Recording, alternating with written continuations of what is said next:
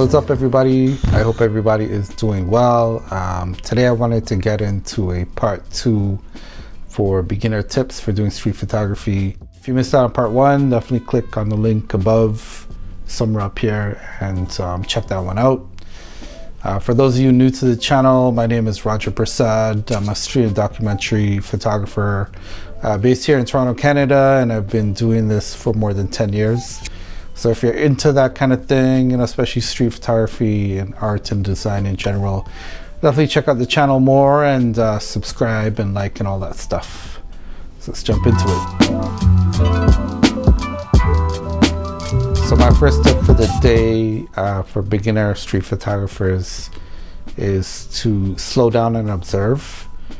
I think when you're new to street photography, it's easy to be really excited and feel overwhelmed, and you kind of want to run around and shoot everything and get different scenes and capture as much as you can. And I think maybe at first, the first couple times you go out, that might make sense. It might seem counterintuitive, but I think after a while you have to slow down and actually pay attention to the world around you and try to notice all those small details that we usually miss when we're just going about our day and doing our thing. And maybe even almost get into like a meditative state where you're just paying attention to one or two things around you.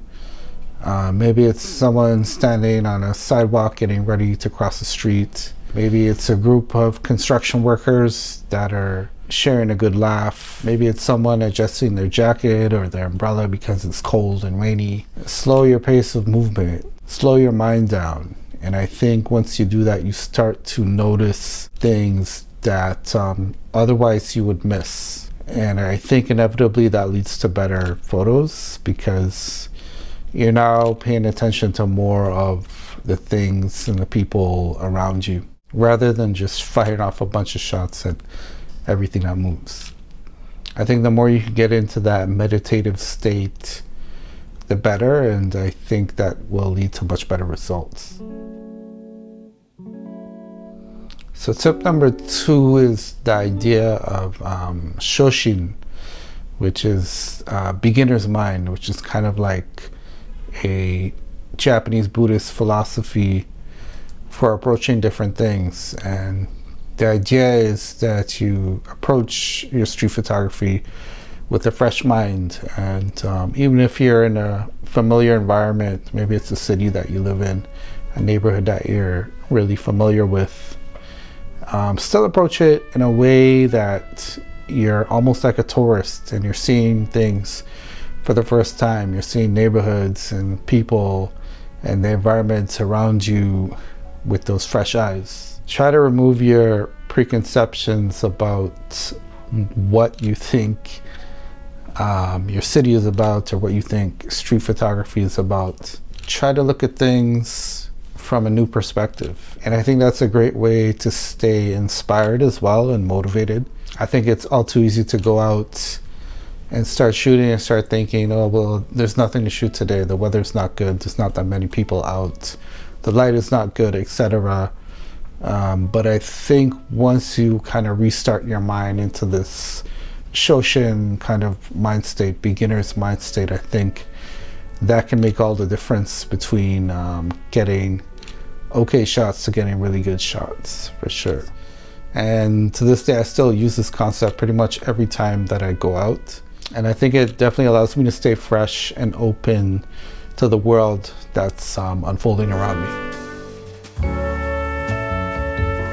So my next step is to use more simple settings on your cameras. And I think when you're new to street photography, it's easy to overthink a lot of those things and start using all these settings that you don't really need. Today's cameras can be really powerful and complicated with all those dials and those menus and those sub-menus and custom settings and so many other options. But I think with street photography, it's important to keep things simple because oftentimes on the street, things are happening so fast, you don't have time to change your settings.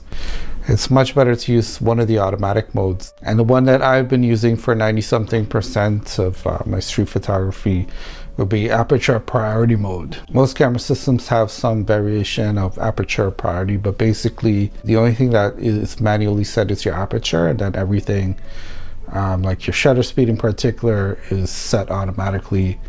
And I usually set my ISO high enough that I get a fast shutter, so that in most situations, even in lower light, I get a nice sharp image. And I think using this technique can make a big positive impact on your work for sure. So my next tip would be to warm up. I think when you first step out to do some street photography, that shyness can kick in. And even though I've been doing this for many years, sometimes that's the case for me. And that shyness can keep you from being loose and shooting the way that you really want to shoot. I find the way to get over that is to take some warm-up shots. They don't have to be the greatest compositions or the greatest moments or anything. Just any random shots will do, and I think after you get those out of the way in those initial shots, you'll be much more relaxed and can get into the zone quicker. So my fifth and final tip for the day would be just to have fun and enjoy the process. I think oftentimes when we're starting something new, it's easy to get caught up and start overthinking things and maybe do things a little bit too serious. I think it's important, not to put any kind of pressure on yourself. You're not going to become the next Henri Cartier-Bresson or Gordon Parks overnight. Just remember the joy of, being outside and getting some vitamin D and fresh air and exploring the world around you and enjoying that beautiful meditative headspace, capturing moments and images that you'll be able to look back on years and maybe decades down the road. And I think the more you enjoy getting out there in the process itself, I think the more your skills will grow, and the more often you'll actually go and do some street photography and participate in the craft. So just try to loosen up and have fun. So that's it for today's video, guys. I hope you guys enjoyed that one. And again, if you're new to the channel, don't forget to like and subscribe. And especially if you're into photography and street photography and cities and art and all the cool things that I'm into, and maybe seeing things from a slightly different perspective and literal and figurative lens that I have. So take care, guys. I hope everybody is well, and I will see you guys on the streets.